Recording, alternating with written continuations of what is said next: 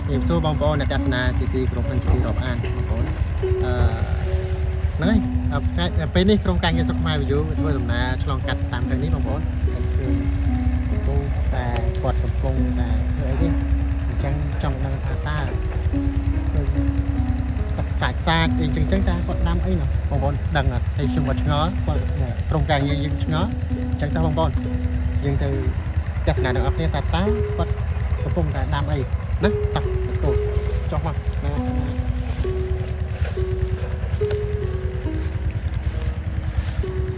ណាបងប្អូនវាឆ្លងស្ពាននេះទៅកន្លែងនោះថាចង់ទៅតែលើទីនោះ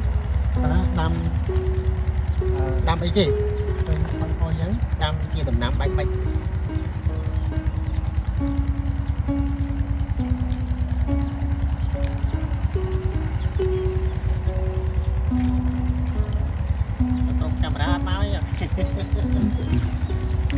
កាមេរ៉ាដើរទៅក្រោយ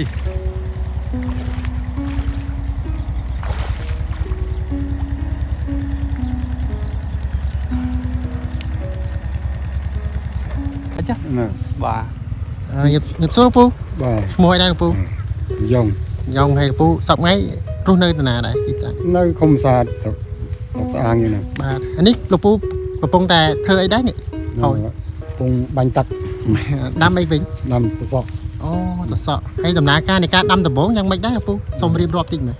អាហ្នឹងពីដំបងយើងភ្ជួរដីហាលវាបាន3 4 5ថ្ងៃណាបាទហើយមួយអាទិត្យអីចឹងទៅបើដីយើងមិនសូវល្អបាទដល់ហើយយើងបាញ់ទឹកចាប់ដើមដាក់គ្រាប់ដាំអញ្ចឹងទៅបាទហ្នឹងអូហើយគ្រាប់ទឹកសក់ហ្នឹងធំហ៎យ៉ាងម៉េចទឹកសក់សក់អយើងសក់ទ្រើងណាសក់ទ្រើងណាហើយការថែទាំមានលក្ខណៈបែបម៉េចដែរគ្រូអាហ្នឹងវាមើលស្ថានភាពតាមធាតុអាកាសដែរបាទបើធាតុអាកាសមិនសូវល្អទេយើងបាញ់ថ្នាំការពារវាអញ្ចឹងណាបាទហ្នឹងតែបើធាតុអាកាសល្អយើងបាញ់ថ្នាំជំនួយអីនេះអាយអញ្ចឹងទៅគេថាថែវាអញ្ចឹងទៅបាទហ្នឹងវាមានបញ្ហាមានខ្យល់វិវល់អីអញ្ចឹងណាបាទហ្នឹងហើយទឹកសក់ហ្នឹងពេលដែលវាឡើងតិចយើងត្រូវពូនអីយ៉ាងម៉េចអាហ្នឹងវាស្លឹក3ស្លឹក4ហ្នឹងស្លឹក4ហ្នឹងគេចាប់ដើមជ្រុំពូនគល់វាបាទហើយយើងបាក់ជីទៅដាក់ជីម្សាទៅបឆោតវាអញ្ចឹងទៅបឆោតវាឡើងហ្នឹងបាទបើវាឡើងពាក់ដល់ទ្រឿងហើយយើងវាហូតកន្លះហូតអីអញ្ចឹងយើងចិត្តរះជើងហ្នឹងបើយើងមានសមត្ថភាពឬថាមានលុយច្រើនយើងដាក់ជីថែមសារទៀតហើយហើយមុននឹងវាឡើងប្រហែលពេលចាប់ពីថ្ងៃដាំរហូតដល់អាយុកាលប្រហែលដែលត្រូវថាត្រូវដោតអាខ្សែឬក៏សនាអីពីក្រោយអាហ្នឹងធ្វើតាមសភាពពីហោះយើងគ្នាតិចយើងដោតតាំងពីប៉ុណ្ណឹងទៅរហូតបាទដល់មុំដោតហើយវា3 4ថ្ងៃវាត្រូវស្លឹក3ណាបាទស្លឹក3ចាប់ដើមជ្រុំជើងអញ្ចឹងយើងចាប់ដើមរែងមងយកបណ្ដោយហើយចាប់ពីថ្ងៃដាំហើយរហូតដល់យើងអាចដោតអីឬក៏វាលាស់ហ្នឹងប្រើរយៈពេលយ៉ាងម៉េចអាហ្នឹងគាត់ដាំហើយប្រហែលថ្ងៃបានវាលាស់ជាប្រឡូកមកយ៉ាងម៉េចពូបើទឹកសក់យើងអសក់នេះលឿនទេបាទហ្នឹងត្រឹម2យប់តែ3យប់ហ្នឹងវាចាប់ដើមលៀនចេញពីដៅហើយបាទប្រើដើមពពកមកណាចាប់ដើមផ្លាត់ចេញណាបាទវាអត់ដូចម្រះដល់5ថ្ងៃហើយចុះរយៈពេលពីផ្ទាត់មកហើយរយៈពេល1ថ្ងៃទៅយើងវាដុសស្លឹក3ស្លឹក4ឡើងខ្លួនណាអាហ្នឹងតែ2ថ្ងៃ2យប់បាទវាឡើងស្លឹក2ចិត្ត3ហ្នឹងបាទពេលវាប៉ំចិត្ត3បាទហើយប្រើរយៈពេលពីដាំរហូតដល់ប្រមូលផលរយៈពេលប៉ុន្មានដែរវាទៅសក់បើធ្ងន់តិចវាមួយខែ10ថ្ងៃ10ថ្ងៃហ្នឹងបើស្រាលទៅមួយខែ5ថ្ងៃយើងបានប្រមូលផលណាបាទតិចទៅហើយប្រមូលភាសាបានដូចថាក្នុងបរិវេណដីប៉ុណ្ណឹងទំហំប៉ុណ្ណាប្រហែលដែរប៉ុណ្ណឹងបើសក់វាផ្លែបាន7-800គីឡូ1តោន3លើកម្ដងជិត1តោនដែរបាទហើយក្នុងពេលដែលសក់ដាំហើយយើងចាប់ដាំប្រមូលផលប្រមូលរយៈពេលវែងឬក៏រយៈពេលខ្លីរយៈពេលបានប៉ុន្មានដងដែរអាហ្នឹងបើសក់ល្អទៅយើងបានដល់28 29ថ្ងៃណាអូបានប្រមូលបានជិត1ខែដែរហ្នឹងហើយបើសក់យើងអត់ល្អបានតែ20ថ្ងៃទេ20ថ្ងៃទេហ្នឹងហើយអូបាទហើយចុះការប្រមូលផលមានម៉ួយមកដល់ឬក៏លោកពូត្រូវទៅយកទៅទីផ្សារខ្លួនឯងម៉ួយគេមកយកមកមកយកដល់កន្លែងហ្នឹងបាទបានថ្លៃទេតើសក់អាហ្នឹងតាមភាពទីផ្សារជួលលើបើជួលលើគេគ្រាន់បើយើងក៏គ្រាន់បើដែរហ្នឹងហើយហើយតាំងពីលោកពូប្រកបរបរជាថាដាំតសក់ដាំដំណាំតសក់ហ្នឹងមានដែរខាតមានដែរអីទេ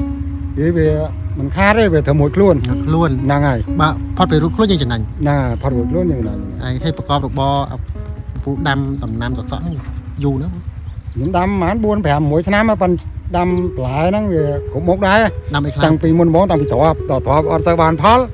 បាទ ដូរមកទេ បាទ ដល់មកទេមកដល់ទីផ្សារអត់កាកូវីដហ្នឹងទៅយើងផ្ដាច់ចោលហើយ បាទ មកដាំអានេះដាំណាំបងវាចំណេញគ្រាន់បានដែរណា បាទ ដល់ពេលមកតអាកូវីដហ្នឹងវាធ្វើតអាកូវីដហ្នឹង បាទ ហ្នឹងវាអត់ចំណេញទេបានរួចខ្លួនហ្នឹង បាទ ហ្នឹងហើយបានរួចខ្លួនហ្នឹងយើងគ្រាន់ចាយគ្រាន់អីហូបកាវអីចឹងទៅ បាទ ហ្នឹងហើយ ខ្ញុំឃើញលោកពូដាំសសក់នេះគឺដូចប្រើបច្ចេកទេសទំនើបដែរព្រោះខ្ញុំជាទូទៅឃើញស្ដែង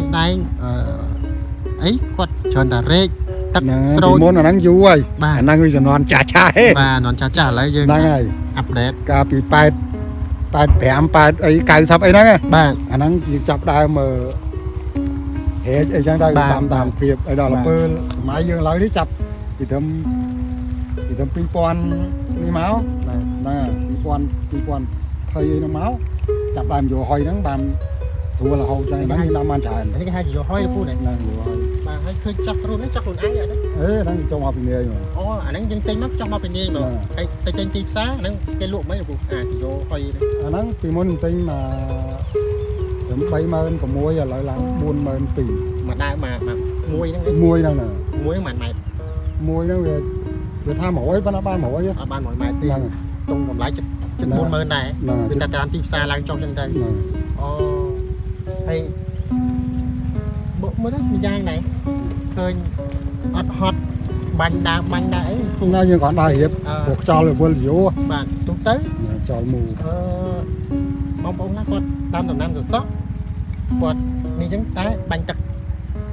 ឲ្យចំការជួសហើយ ណាហ្នឹងដំបងអាហ្នឹងមិន8 9 9ហ្នឹង តាំ ហើ ង យ ពីថាដាំលក្ខណៈរែកមានម៉ាស៊ីនយើងបូមម៉ាស៊ីនហើយតែបាញ់តែឥឡូវមិនត្រឹមបាញ់ទេឡើងដល់មានរយោហុយ ហ្នឹង ចឹង អាហ្នឹងយើងយោខៀវទៀត វា ហ្នឹងយើងបាញ់ចាប់ដើមការឈូកហ្នឹង គេកាត់បន្ថយការហត់នឿយ ហ្នឹង កាត់បន្ថយកម្លាំងពលកម្មយើងបាញ់យើងអូសទៅវាគិតដើមនេះដែរពូណា ហ្នឹង បាទហើយហើយតែនេះមិនតិចលុយព្រោះមួយដើមទុក30000ជាងហើយមិនតិចដើមច្រើន 30ក៏អាហ្នឹង30រង សាឡង ហ្នឹង30រងវាចូល ជាង 20កៃជាង អូចូល$1វាក្រៅដែរក្នុងប៉ុណ្ណឹង ហ្នឹង បាទ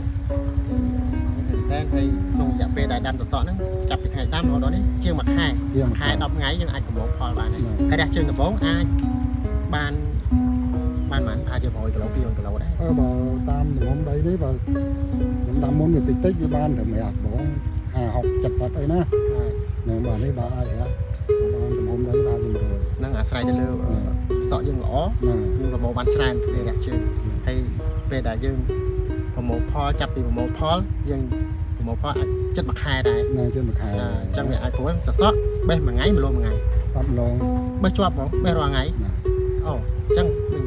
កាលមុនយើងបេះម្លងសក់ខ្មែរ សក់ខ្មែរ ហ្នឹងហើយវាសក់យើងយកប៉ុណ្ណឹងក៏ដៃនោះ បាទឥឡូវបេះរាល់ថ្ងៃឥឡូវអ្នកធំគេលេងហូបគេហូបតែតូច គេយកញាត់នំប៉័ងហើយ នំប៉័ងបាទហ្នឹងហើយអរគុណលោកពូបានផ្ដល់កិត្តិយស បាទ ប្រាប់ពីលក្ខណៈនៃការដាំដំណាំនៃដាំសសក់លក្ខណៈបច្ចេកទេសរបស់គាត់ដាំរាល់ថ្ងៃទូយ៉ាងដូចឃើញនេះគឺពីមុនបច្ចុប្បន្នពីមុនបងប្អូនលោកតាលោកយាយជំនាន់មុនពេលដាំសសក់ដាំអីគឺគាត់រែកទឹក រែកទឹក មានប៉ោតរែក ហ្នឹងហើយ ឥឡូវហើយ បាញ់អានេះផ្កាឈូក មកវាម៉ាស៊ីននេះទៅបាញ់លក្ខណៈផ្កាឈូកគេហៅថាផ្កាឈូកនោះបាញ់ទៅវាអត់ខូចកូនសក់ ហ្នឹង ហើយឥឡូវបច្ចេកទេសការទំនើប ហ្នឹងហើយ មានហៅថាជាចូលហុយអញ្ចឹងលោកពូណា ហ្នឹងហើយហ្នឹងលើអានេះលេងប៉ះពាល់ហើយ លេងប៉ះពាល់នេះគឺសូចេះសក់ហ្មង ហ្នឹង បាទហើយបូមសាបដាក់បានប្រហែលថ្ងៃបានបូមទៀត អានេះវាតាមមេក្តៅមកថ្ងៃ ក្រាំបូមប្រហែ ដាក់ ល មកជូកមកណា បាទហ្នឹងបូមបានល្ងាចណា បាទ ផឹកឡើងខ្លាចវា ព្រឹកក៏បានដែរបើមេជាក់មកវាបូម បាទពេលថ្ងៃយើងអាចចំពោះយើងខូចបាទ បើបានជាមួយ3ល4ណា បាទតើតើជាមួយបច្ចេកទេសនៃការដាំតាមបែបទំនើបហ្នឹងចេះមកពីណាដែរលោកគ្រូ អាហ្នឹងវាតាមគេហាងទលេមកដល់គេទលេគេមានអាយូហុយហ្នឹងយើងចាប់ដើមទំនើបដែរ បាទ ហ្នឹងហើយ អញ្ចឹងយើងមិនមានការបង្រៀនពីអ្នកណាទេយើងឃើញគេធ្វើអញ្ចឹងយើងធ្វើតាមគេ ហ្នឹង អូ គេអ្នកដាំមុនគេធ្វើមកអញ្ចឹង បាទបាទ ហ្នឹងគេដាំហ្នឹងស្រួលយើងក៏រកអាឡែងស្រួលដែរ បាទ ក៏ចុះលុយបន្តិច យើងទិញចំណាយលុយមិនដែរច្រើនណាស់នេះ 4000 4000 4300បាទ10ដែរមែនក៏មុន20 បាទដោត ណាតែមុនដល់3000ណាយើងបាន20ដើមឥឡូវ 4300បានដល់10ដើម អញ្ចឹង សៃព្រិច យើងត្រូវចំណាយធនធានដើមច្រើនដែរបាទមានសយោបាទមានម៉ាស៊ីនបូមទឹកហើយមានជាកំពង់អាស័យ ហ្នឹងមកដំបូង បាទ មកដំបូងបានខ្ញុំដីខ្ញុំនេះចូល1500ដុល្លារបានអាច អូខេ ណា បាទ ធ្វើបាន ចុះលពូពេលដែលដាំហ្នឹងសម្រាប់នៅនឹងយាមមិនមែន ឡើងវាអត់តាមបានផលយើងតាមម្រានទេ អូខេ ដល់បានផលយើងម្រានហ្នឹង អូខេ ព្រោះ បាទ វាម៉ែឥឡូវយើងដឹងក្រៅណា បាទ នេះ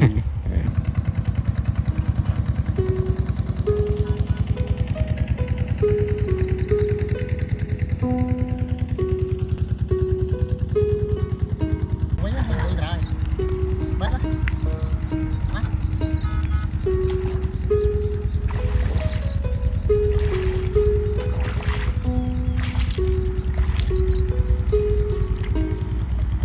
បាទជំរាបសួរបងប្អូនអរគ្នាមិនដែរបងប្អូនបានទស្សនានៅคลิปវីដេអូខាងដើមនឹងស្ដាប់នៅការបង្ហាញប្រាប់របស់លោកពូអត់ភ្លេចឈ្មោះគាត់មិញប៉ុន្តែអ្វីដែលយើងទៅឃើញគឺគាត់ដាំដំណាំគឺទាក់ទងទៅនឹងត្រសក់ដំណាំត្រសក់ហើយនឹងដាំម្រះផ្លែម្រះបងប្អូនស្គាល់ម្រះហ្នឹងហើយគាត់ដាំម្រះហើយនឹងត្រសក់ណាបងប្អូនណាហើយពីបងប្អូនបានស្ដាប់នៅប្រសាសន៍របស់គាត់ហើយតែគាត់លើកឡើងថាគាត់ដាំនេះតុងចាប់ពីដើមដាំរហូតដល់ទទួលផលគឺប្រើរយៈពេលមួយខែជាងទើបអាចប្រមូលផលបានក្រោយពីយើងប្រមូលផលហើយប្រមូលផលគឺពេលដែលបានទទួលបានផលគឺប្រមូលផលសសក់និយាយពីសសក់ចុះព្រោះយើងមិញយើងសួរសសក់ច្រើនជាងម្រះគឺសសក់ហ្នឹងប្រមូលផលខ្ទង់ចិត្តជាង30ដងទើបអស់ផលនៅហើយការចំណាយសមល្មមដែរដើមទុននៃការធ្វើដោយសារតែប្រើបច្ចេកវិទ្យាថ្មីគឺកាត់ចំណាយកម្លាំងនៃការធ្វើបងប្អូនមានន័យថាចំនួនពីមុនបងប្អូនបានជាឃើញហើយលោកពុកអ្នកម្ដាយលោកតាលោកយាយហ្នឹងដែលយើងដែលប្រកបមុខរបរដាំដំណាំត្រសក់ណាយើងរែកទឹកយើងមកស្រោចស្រពហ្នឹងហើយបន្ទាប់មកពេលដែលយើងភូធាណាមានប្រើជាម៉ាស៊ីនគឺបាញ់ទឹកលក្ខណៈប្រើដោយផ្កាឈូកចឹងមានចោះខ្លួនចឹងយើងបាញ់ទៅតែប្រើលក្ខណៈបែបហ្នឹងគឺច្រើនតែវាគិតដើមព្រោះឲ្យសក់យើងអន់ដើមអញ្ចឹងបងប្អូនប៉ុន្តែឥឡូវប្រើបច្ចេកវិទ្យាថ្មីនៅប្រើលក្ខណៈជាយោហុយបងប្អូនយោហុយអញ្ចឹងទៅយើងទៅវាស្រោចស្រពសពហើយវាអត់មានប៉ះពាល់ដើមដងដើមនៃដំណាំត្រសក់របស់យើងទេតែធ្វើដំណាំត្រសក់វាកាន់តែបានផលល្អជាងមុនហ្នឹងហើយអត់អីទេបងប្អូនមានតែប៉ុណ្្នឹងចែកជូនដល់បងប្អូនទស្សនាដោយសារតែក្រុមការងារយើងធ្វើដំណើរនេះឃើញថាខ្លាចដល់ជាគាត់ដាំស្អីយើងឃើញយកបាញ់ទឹកហុយណាតែពេលសាក់សួរគាត់គឺគាត់ដាំដំណាំត្រសក់និងម្រះណាបងប្អូនណាហ្នឹងហើយអរគុណបងប្អូនវីដេអូមានប៉ុណ្្នេះចែកជូនដល់បងប្អូនទស្សនាចូលរួមគាំទ្រចុច Subscribe Channel ស្រុកខ្មែរ View ក៏ដូចជា Like និង Follow ស្រុកខ្មែរ View អរគុណ